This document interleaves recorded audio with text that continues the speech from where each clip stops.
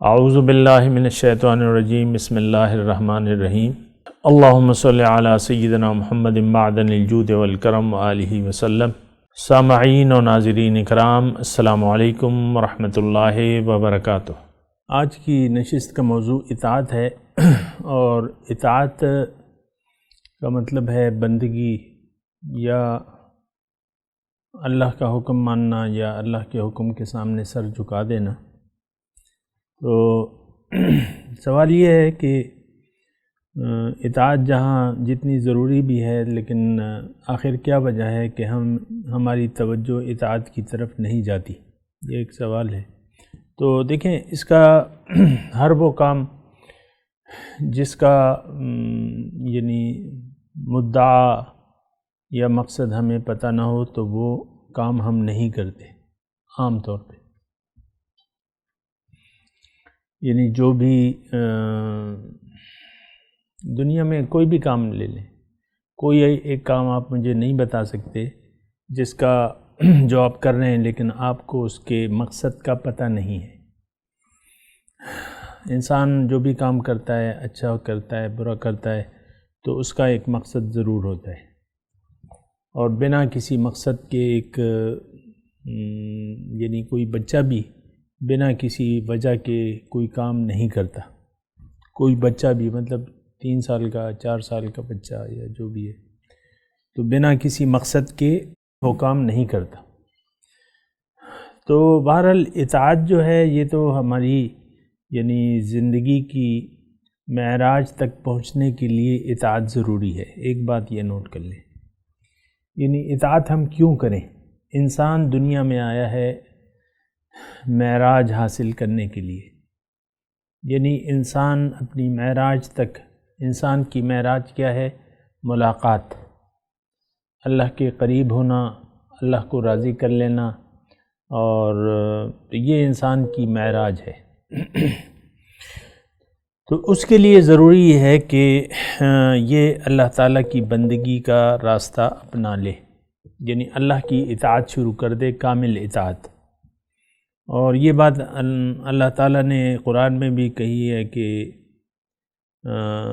من یطع اللہ ورسولہ فقد فاز فوزا عظیما، جس نے بھی اطاعت کی اللہ کی اور اس کے رسول کی تو وہ بڑی کامیابی سے بامراد ہو گیا۔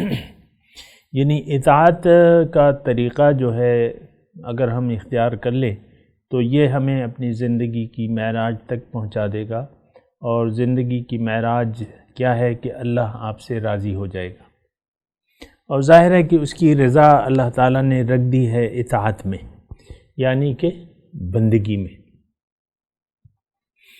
تو بندگی جو ہے یہ از حد ضروری ہے، بنا بندگی کے ہم اپنی کامیابی کی معراج تک نہیں پہنچ سکتے۔ تو یہ وجہ ہمیں معلوم کرنی ہے کہ اطاعت کیوں کریں۔ یعنی آپ اپنے بچے کو مثال کے طور پہ اسکول میں ڈالتے ہیں، 15-16 سال آپ خرچے کرتے رہتے ہیں اور بچے کے ساتھ محنت بھی کرتے رہتے ہیں، تو اس کا ایک مقصد آپ کے ذہن میں ہوتا ہے کہ میرا بچہ پڑھ لکھ جائے، ایک ڈگری لے لے، یا پھر آپ اس سے کام کروائیں نہ کروائیں لیکن پڑھانا مقصود ہوتا ہے کہ آپ اسے جاہل نہیں رکھنا چاہتے۔ اسی طرح سارے کام جو ہیں اس کی بنیاد ایک نیت ہوتی ہے، ایک ارادہ ہوتا ہے، اور ہمارے سامنے اس کا ایک مقصد ہوتا ہے۔ بنا کسی مقصد کے ہم کام نہیں کرتے۔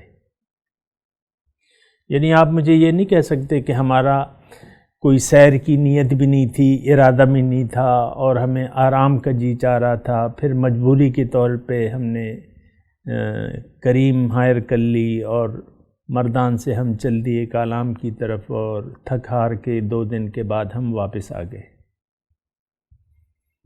کہہ سکتے ہیں ہمارا ارادہ ہی نہیں تھا، ہمارا جانے کا خیال ہی نہیں تھا، نہ ہمیں کوئی شوق تھا، پھر بھی ہم نے کریم یا اوبر بک کرا لی اور جو ہے ہم چلے گئے۔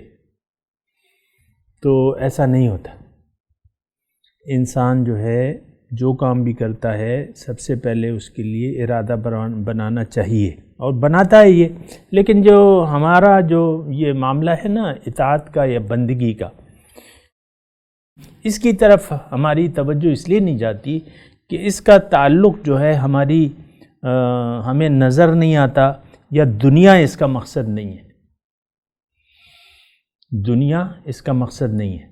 تو دنیا کے مقاصد اگر شامل ہو جاتے ہیں تو وہ کام ہم بڑی شوق اور محنت سے اور بڑے شوق سے کرتے ہیں۔ دنیا اگر شامل ہو جائے، آپ دیکھیں بچہ جو ہے میٹرک تک تو وہ اپنی مجبوری کے تحت یا والدین کی خواہش کے تحت جاتا ہے، لیکن جب وہ دیکھتا ہے میٹرک کے بعد کہ ڈاکٹر تو بڑے پیسے بنا رہے ہیں، اور یہ جو ہے وہ 500 روپے فیس ہے اور 100 مریض ایک ڈاکٹر روز دیکھتا ہے نا، تو کتنے ہو گئے؟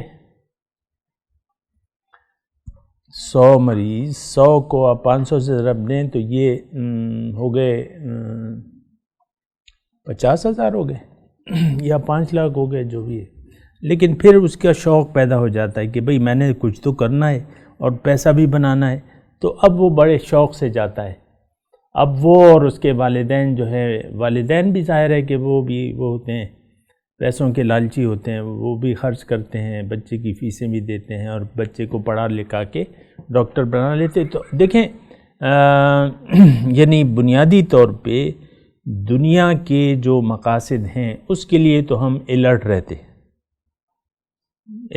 ہیں، اس کے لیے شوق بھی ہوتا ہے، خرچ بھی کرتے ہیں۔ آپ پرانے گھر میں رہ رہے ہیں، آپ کے پاس پیسے ہیں، تو آپ کی خود بخود نیت بن جائے گی کہ ایک اچھا گھر ہونا چاہیے اور اچھے گھر میں رہنا چاہیے، تو پھر آپ مطلب وہ ایک نیت ہوتی ہے، تو پھر آپ لاکھوں کروڑ روپے خرچ کر دیتے ہیں اور ایک اچھا گھر بنا لیتے ہیں۔ یہ میں ویسی مثال کے طور پہ، اطاعت کا تعلق اگرچہ ہماری ظاہری زندگی سے بہت زیادہ ہے، لیکن ہمیں اس کا احساس نہیں ہے۔ یعنی ظاہری زندگی میں ہمارا بہت زیادہ فرق آ جائے گا اور آپ کی زندگی بالکل چینج ہو جائے گی، لیکن ہمیں اس کا ایک تو یقین بھی نہیں ہے۔ ہم یہ سمجھتے ہیں کہ یہ ایک سعی لا حاصل ہے، اطاعت کریں یا نہ کریں تو اس کا کوئی خاص وہ نہیں ہے۔ آپ دیکھتے ہیں لاکھوں کروڑوں نمازی ہیں لیکن کچھ فرق نہیں پڑ رہا ہے، روزہ دار ہیں کچھ فرق نہیں پڑ رہا، لاکھوں حاجی جاتے ہیں کچھ فرق نہیں پڑ رہا۔ آپ کہتے ہیں بس یہ ایک کوئی فضول سی چیز ہے، یہ نہیں، آپ زبان سے تو نہیں کہتے، لیکن ایک آدمی باشرہ بھی ہو گیا، داڑھی بھی رکھ لی اور یہ بھی ہو گیا اور نماز، لیکن اس کی زندگی حقیقت میں بدلتی نہیں ہے، اس کا طریقہ کار نہیں بدلتا، اس کے اخلاق نہیں بدلتے۔ تو اخلاق، جب دین آپ کا اخلاق نہیں بدلتا تو وہ دین یعنی آپ نے صحیح اس کی نیت نہیں کی ہے، یا صحیح طریقے سے آپ نے اس کو سوچا نہیں ہے دین کو، یا آپ تو بہرحال ہم جو ہے ایک یعنی ایک نقل والی زندگی گزار رہے ہیں۔ ہمارے آباء و اجداد جو ہے اسی طرح نقل کرتے کرتے، اپنے آباء و اجداد کی نقل کرتے کرتے نمازیں پڑھنے لگے، عزادے دینے لگے، روزے رکھنے لگے، بنا کسی سوچے سمجھے اور بنا کسی مقصد کے۔ تو حاصل کیا ہوا کہ ان کو کچھ بھی حاصل نہیں ہوا، یہ میں پورے وثوق سے کہہ رہا ہوں۔ ہمارے جو بڑے ہیں ان کو کچھ حاصل نہیں ہوا، وہ اسی طرح دنیا دارانہ زندگی گزار کے اور چند نماز روزہ کر کے زندگی یہ یعنی موت کی بازی، یعنی موت سے ادھر چلے گئے۔ بہرحال یہ ساری باتیں ہیں، سوچنا چاہیے۔ اطاعت چونکہ ہماری بنیاد کی کلید ہے، اور اللہ تعالیٰ نے ہمیں یہ فرمایا ہے کہ وَقَضَىٰ رَبُّكَ أَلَّا تَعْبُدُوا إِلَّا إِيَّاهُ، یہ تمہارے رب کا قطعی فیصلہ ہے کہ اس کے علاوہ کسی کی تم نے بات نہیں ماننی، اسی کی بندگی کرنی ہے، اسی کا کہنا ماننا ہے۔ تو یہ چونکہ اللہ تعالیٰ کی ڈیمانڈ بھی ہے نمبر 1، اور دوسری بات یہ ہے کہ یہ ہماری ضرورت بھی ہے، اور سب سے پہلے ضرورت ہماری دنیا کی ہے، یہ بات نوٹ کر لیں، یعنی دنیا کی ضرورت ہے کہ ہمیں اللہ تعالیٰ نے وعدہ کیا ہوا ہے کہ من عمل صالحا منکم من ذکر او انثی فلنحیینہ حیاۃ طیبہ، جس نے بھی یعنی نیک عمل کیے تو مرد ہو یا عورت، تو اس کو میں ایک اچھی زندگی دوں گا۔ اچھی زندگی کے طالب تو ہم سب ہیں، بہرحال یہ بات چیت جاری ہے، اور اگلی نشست میں اس کے بارے میں بات کریں گے۔ وآخر دعوانا ان الحمدللہ رب العالمین۔ مولاي صل وسلم دائما ابدا على حبيبك خير الخلق كلهم